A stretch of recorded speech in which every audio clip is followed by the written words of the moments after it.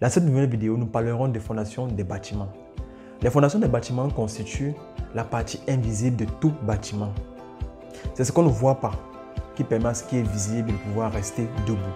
Dans ce qui va suivre, je vais essayer de vous expliquer, sans tous les thèmes techniques bien sûr, ce que sont les fondations, les différents types de fondations qui existent et surtout comment se fait le choix d'un type de fondation en particulier pour un bâtiment.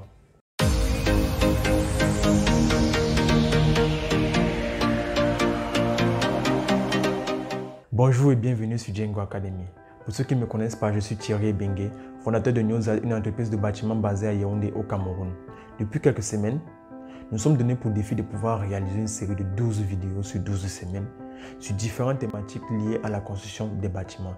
Alors si ce n'est pas encore fait, je t'invite à cliquer sur le bouton en dessous pour t'abonner et surtout active la cloche de notification afin de ne pas rater les prochaines vidéos. Les fondations sont des ouvrages géotechniques qui ont principalement pour rôle de transmettre et répartir au sol les différentes charges et surcharges du bâtiment. Alors arrêtons-nous un instant à cette définition et analysons-la. On parle de transmission des charges et répartition. Transmission et répartition. Les charges sont transmises au sol, mais ne sont pas transmises telles qu'elles viennent. Elles sont transmises et reparties sur le sol sur lequel ces fondations sont posées. Voilà le rôle des fondations. Maintenant, qu'est-ce que les fondations vont transmettre et répartir au sol sur lequel ils sont posés? Ils vont transmettre les charges et les surcharges. Les charges sont constituées par l'ensemble de tous les efforts permanents qui sont définitifs, qui ne vont jamais changer. C'est-à-dire le poids du bâtiment. Le poids du bâtiment ne va jamais changer. Il est le même. Lorsqu'on finit de le construire, il reste le même. C'est un exemple. De l'autre côté, les surcharges sont constituées par l'ensemble des efforts, des sollicitations qui peuvent être temporaires. Ça peut être les sollicitations dues aux effets du vent, à la neige, bref, à la pluie, aux différentes intempéries, quoi.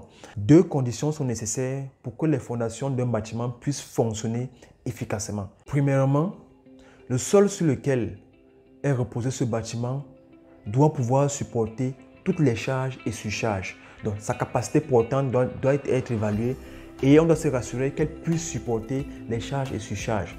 Cette capacité portante est déterminée par ce qu'on appelle les études géotechniques. Les études géotechniques vont donc permettre de déterminer la profondeur du bon sol et surtout de se rassurer que ce sol peut supporter le dit bâtiment. Deuxième condition, ces fondations doivent être calculées de telle sorte qu'ils puissent supporter toutes les charges qui vont arriver à leur niveau, y compris leur poids propre. Il existe trois grandes familles de fondations, à savoir les fondations superficielles, les fondations semi-profondes et les fondations profondes.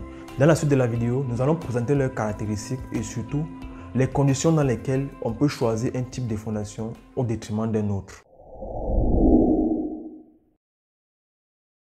Dans la famille des fondations superficielles, nous avons les fondations sur semelles isolées, les fondations sur semelles filantes et les fondations sur radiers. Les semelles isolées sont les fondations les plus généralement utilisées.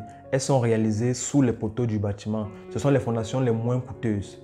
Les semelles filantes sont réalisées sous les voiles, sous les murs de soutenement ou encore sur certains murs de soubassement, sur certains murs de la fondation. Les radiers sont généralement réalisés sous l'ensemble du bâtiment. En général, on va réaliser les fondations sur radier lorsque la capacité du sol superficiel n'est pas très élevée. Les fondations superficielles sont généralement réalisées lorsque, après les études géotechniques, on va déterminer que le bon sol est situé à moins de 3 mètres de profondeur. Dans ce cas, on pourra réaliser une fondation superficielle.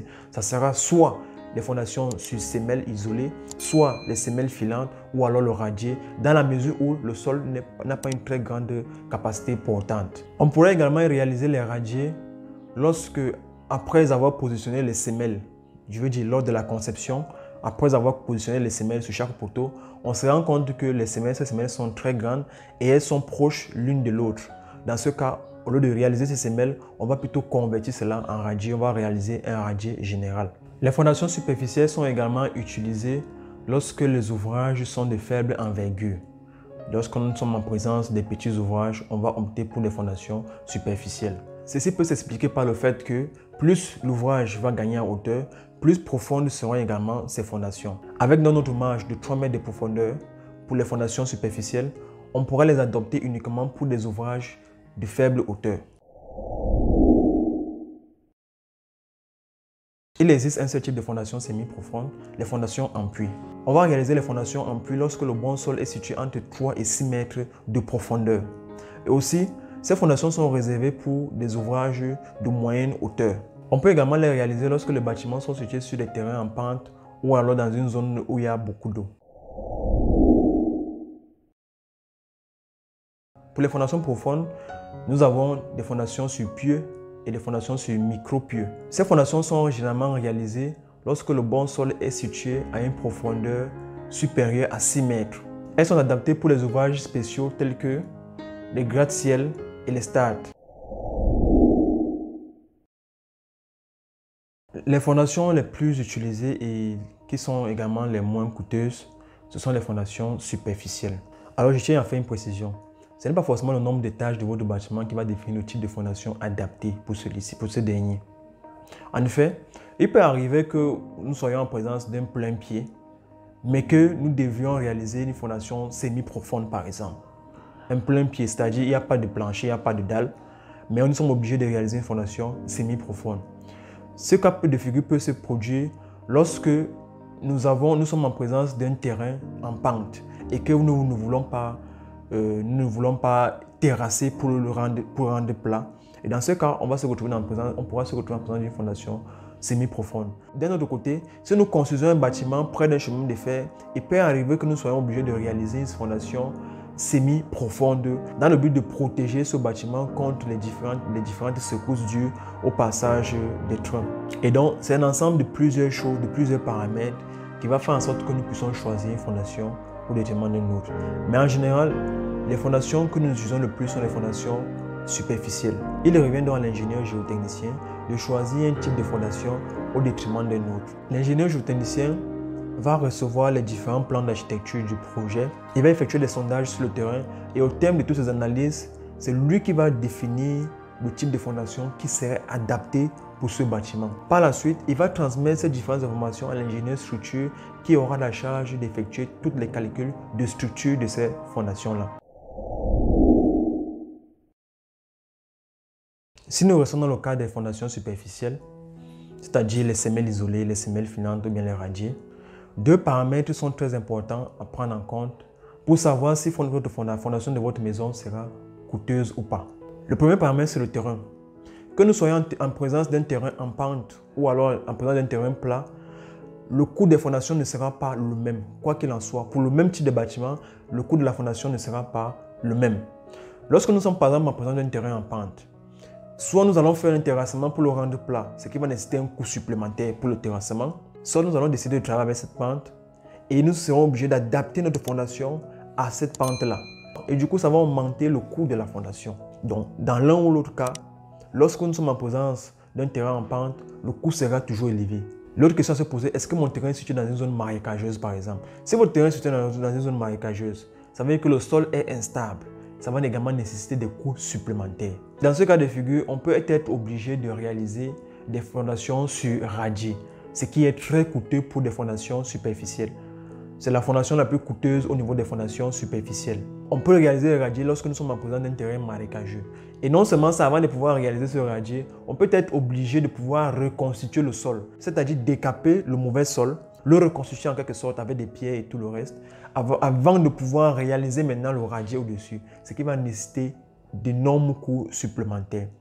Et donc, il est très important de pouvoir regarder ce paramètre lorsque vous allez choisir le terrain pour votre projet de construction. N'allez pas uniquement acheter le terrain parce que vous avez vu que c'est moins cher, c'est bon, c'est bien positionné, ou alors vous avez vu le terrain et à ce moment-là, vous avez l'argent, vous décidez de l'acheter. Sachez que ça peut avoir des répercussions sur le coût de votre bâtiment, sur le coût de votre projet de construction. Donc, il était très important de pouvoir regarder ce paramètre-là. L'autre paramètre qui va augmenter le coût de réalisation de votre fondation, c'est bien sûr l'ampleur de votre bâtiment. Plus le bâtiment aura une grande envergure, plus solides devront être ces fondations parce que les charges seront plus grandes. En effet, plus le bâtiment est grand, plus les charges et surcharges qui transmettent au sol sont également grands. Et du coup, les fondations doivent s'adapter pour permettre à ce que ce bâtiment puisse rester debout pendant de nombreuses décennies. En conclusion, j'attire véritablement votre attention sur le choix du terrain que vous faites pour votre projet de construction. Lorsque vous allez acheter un terrain pour un projet de construction, faites-vous toujours accompagner par un professionnel. Définissez déjà en amont le type de projet que vous voulez réaliser sur ce terrain-là. Et même si vous n'avez pas encore une idée de ce que vous allez réaliser sur ce terrain-là, faites-vous accompagner par un professionnel pour éviter de vous retrouver dans un cas de figure où vous allez abandonner votre terrain plus tard parce que vous n'avez pas suffisamment de moyens pour réaliser un projet de construction sur ce type de terrain. Merci d'avoir écouté cette vidéo. Likez si vous avez aimé.